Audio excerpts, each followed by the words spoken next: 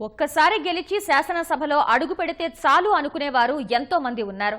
అందుకు అతీతంగా 5 సార్లు విజయభేరి మోగించి డబుల్ హ్యాట్రిక్ కు సిద్ధంగా ఉన్నారు గుంటూరు జిల్లా పొన్నూరు తెలుగుదేశం అభ్యర్థి ధూళిపాళ్ల నరేంద్ర కుమార్.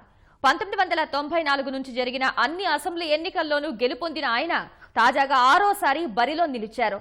ఈసారి గెలిచి డబుల్ హ్యాట్రిక్ సాధిస్తానని ధీమా వ్యక్తం చేస్తున్న నరేంద్రతో ఈటీవీ ముఖాముఖి. తెలుగుదేశం పార్టీ సీనియర్ నేత గుంటూరు జిల్లా పొన్నూరు నుంచి ధూళిపాళ్ల నరేంద్ర కుమార్ మరోసారి ఎన్నికల బరిలో దిగారు. ఇప్పటికే 5 సార్లు వరుసగా విజయం సాధించి డబుల్ హ్యాట్రిక్ కోసం సిద్ధమవుతున్నారు. మరి పొన్నూరులో ఈసారి నరేంద్ర గారి పరిస్థితి ఎలా ఉంది, ఎలాంటి అంశాలు ఆయన విజయానికి దోహదం చేస్తాయనే అంశాలు ఆయన మాటలు తెలుసుకుందాం. సార్ చెప్పండి, ఎట్లా ఉంది పొన్నూరులో మళ్ళీ 6వ పోటీ చేస్తున్నారు, ఎలా ఉంది, విజయ అవకాశాలు ఎలా ఉన్నాయంటారు? ఎక్కడికి వెళ్ళినా ప్రజల స్పందన బాగుంది. ఈ ప్రభుత్వం అధికారంలోకి వచ్చిన తర్వాత ఏదైతే చేపట్టిన కార్యక్రమాలు ఏవైతే ఉన్నాయో, మేము 10 సంవత్సరాలు ప్రతిపక్షంలో ఉన్నప్పుడు ఎన్నో సమస్యలు ప్రజలు మా దృష్టికి తీసుకురావడం జరిగింది.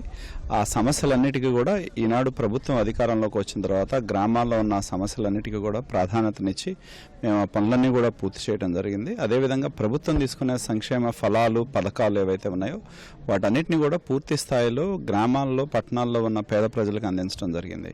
కాబట్టి ఎక్కడా కూడా ప్రతి ఒక్కరికి కూడా కులాలు మతాలు పార్టీలకు అతీతంగా ప్రభుత్వం యొక్క సంక్షేమ పథకాలు ప్రతి ఒక్కరికి కూడా అందించాం. గత ఎన్నికల్లో ఇచ్చినటువంటి ప్రధాన హామీలను ఏ మేరకు నెరవేర్చడం జరిగింది, వాటి నెరవేర్చి ప్రజలకు ఎలా అప్పీల్ చేస్తున్నారు మళ్ళీ ఓట్లు వేయాలని చెప్పేసి? 2014లో ఏదైతే ఎన్నికల ముందు మేము మున్సిపాలిటీలో కూడా వెళ్ళినప్పుడు ప్రజలకి ముందు ఒక మేనిఫెస్టోని పెట్టాం. మేము అధికారంలోకి వస్తే ఈ పనులు చేస్తాం ఇవని చెప్పి 1-2 మినహా దాదాపు అన్ని పనులు కూడా ఇవాళ పూర్తి చేయడం జరుగుతూ ఉంది. ఇంకా చేయవలసిన పనులు కూడా ఉన్నాయి. కాబట్టి అభివృద్ధి అనేది నిరంతర ప్రక్రియ.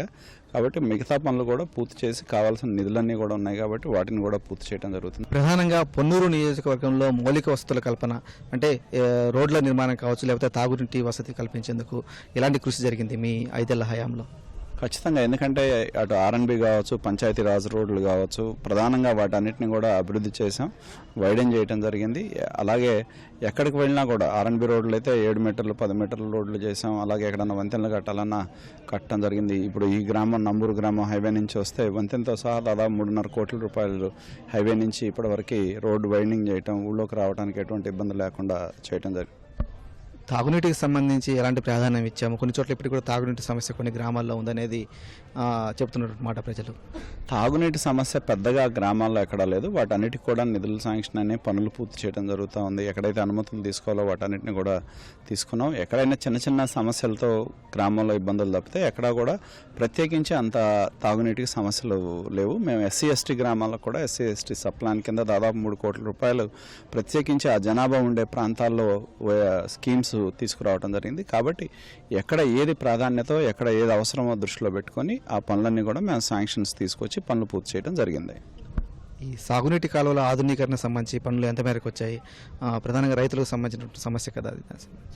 ముఖ్యంగా సాగునీటి కాలువల ఆధునీకరణలో చోట కృష్ణా డెల్టా ప్రాంతంలో కొంత ఇబ్బందులు ఉన్నాయి. ఎందుకంటే కృష్ణా డెల్టా ఆధునీకరణ ఏదైతే కాంట్రాక్టర్లు చేపట్టారో అది పూర్తి చేయడం పోవటం వలన కొన్ని సమస్యలు వచ్చినాయి. కాంట్రాక్టర్లు కోర్టులకు వెళ్ళటం వలన అవన్నీ కూడా ఏదైతే రైతులకు అవసరమైన అత్యవసర పనులు కొంతమేరకు నీటి సంఘాల ద్వారా చేపట్టే పనులు తప్పితే కృష్ణా డెల్టాలో మరింత ఆధునీకరణ పనులు పూర్తి చేయాల్సిన అవసరం ఉంది. గుంటూరు ఛానల్ కూడా దానికి టెండర్లు కూడా అయిపోయినాయి, ఆ పనులు కూడా మొదలు పెడతారు. అదేవిధంగా గుంటూరు ఛానల్ ఎక్స్టెన్షన్ పనులు కూడా టెండర్లు పిలవటం జరిగింది. కాబట్టి పూర్తి స్థాయిలో ఎక్కడా కూడా సాగునీటి సమస్య ఇబ్బంది లేకుండా, ముఖ్యంగా మా నియోజకవర్గంలో పొన్నూరులో టైలాండ్ ప్రాంతాల్లో ఎక్కడైతే సాగునీటి సమస్య ఉందో ఆ ప్రాంతాల్లో దాదాపు 7 లిఫ్ట్ ఇరిగేషన్స్ మేము 54 కోట్లతో తీసుకురావడం జరిగింది. అలాగే హై లెవెల్ ఛానల్ మీద కూడా ఒక లిఫ్ట్ ఇరిగేషన్ స్కీమ్ రావడం జరిగింది. కాబట్టి సమస్యాత్మకమైన ప్రాంతాల్లో లిఫ్ట్ ఇరిగేషన్ స్కీమ్స్ రావడం వలన దాదాపు ఒక 15,000 నుంచి 20,000 ఎకరాల దాకా నీటికి ఇబ్బంది లేకుండా కూడా మేము లిఫ్ట్ ఇరిగేషన్ కార్యక్రమాలు చేపట్టడం జరిగింది. ఇప్పుడు మీ ప్రధాన ప్రత్యర్థి ఎవరు అనుకుంటున్నారు? ఎట్లా ప్రత్యర్థి పార్టీలను ఎలా ఎదుర్కోబోతున్నారు? అంటే ప్రత్యర్థులు ఎవరైనా అది వాళ్ళ పార్టీ అంతర్గత వ్యవహారం. ప్రత్యర్థులు ఎవరైనా అది మాకు అనవసరం. మేము చూసేది ప్రత్యర్థి పార్టీ ఎవరనేది. కాబట్టి మేము చేపట్టిన పనులు కార్యక్రమాలు ఏవైతే ఉన్నాయో ఖచ్చితంగా ప్రజల దగ్గరకు తీసుకువెళ్ళి ప్రజల్ని చైతన్యవంతులను చేసి ఈ రాష్ట్రంలో తెలుగుదేశం పార్టీ తిరిగి రావాల్సిన ఆవశ్యకతను మేము వివరించడం జరుగుతుంది. పొన్నూరు ఆర్టీసీ డిపోను దాదాపు 10 ఏళ్ల మూతపడిన తెలిపించడం మీ విజయం అయితే, పాలిటెక్నిక్ కాలేజీ ఏర్పాటులో కొంత ఇబ్బందులు ఉన్నాయి. పొన్నూరు పట్టణంలో రోడ్ల విస్తరణ సంబంధించి కొన్ని చోట్ల పెండింగ్ ఉంది. వీటిని ఎలా చూస్తారు? ముఖ్యంగా ఏంటంటే పాలిటెక్నిక్ కాలేజీ గురించి ఎటువంటి ఇబ్బంది ఏం లేదు. ఎందుకంటే పొన్నూరు ప్రాంతంలో స్థలం దొరకకపోవటం వలన వెనుగండ్ల ప్రాంతంలో గవర్నమెంట్ భూమి ఉంది కాబట్టి అక్కడ చేయాలని ఆలోచన చేశాం. కానీ అక్కడ మనకి పొన్నూరు ప్రాంతంలో ఒకళ్ళు వచ్చి 2.5 ఎకరాలు ఇచ్చారు, పక్కన ఇంకో 2.5 ఎకరాలు ఎస్ఐండ్ భూమి చేతులు మారిన నేపథ్యంలో దాన్ని తీసుకొని మొత్తం 5 ఎకరాలు ఇచ్చాం. దానికి ఇవాళ మేమే ప్రభుత్వం తరఫున 8 కోట్ల రూపాయలు అక్కడ బిల్డింగ్స్ కోసం శాంక్షన్ చేయడం జరిగింది. అలాగే పట్టణంలో రోడ్డు విస్తరణ కూడా నిజమే, దానిలో కొంత జాప్యం జరిగిన మాట వాస్తవమే.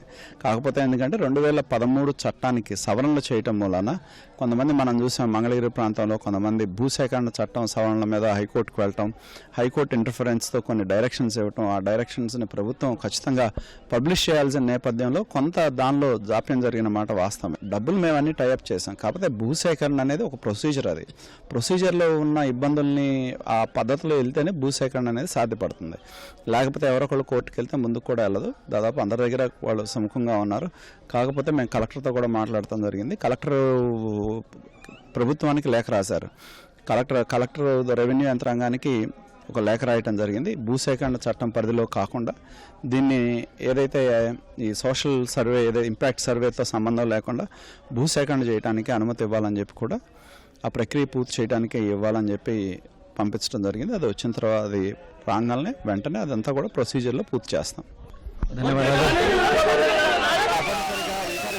విజయం తనదని చెప్పేసి దూలిపాలెం నరేంద్ర విశ్వాసం వ్యక్తం చేస్తున్నారు. ప్రజల నుంచి వస్తున్నటువంటి ఆదరాభిమానానికి నిదర్శనమని పొన్నూరు నియోజకవర్గంలో జరిగినటువంటి అభివృద్ధి రాష్ట్రంలోనే ఒక నమూనాగా ఉంటుంది. తప్పనిసరిగా మరోసారి విజయం సాధించి డబుల్ హ్యాట్రిక్ సాధిస్తా అని చెప్పేసి ఆయన చెప్తున్నారు. కెమెరామెన్ అల్లుతో పులికంఠ శేఖర్, ఈటీవీ న్యూస్, గుంటూరు.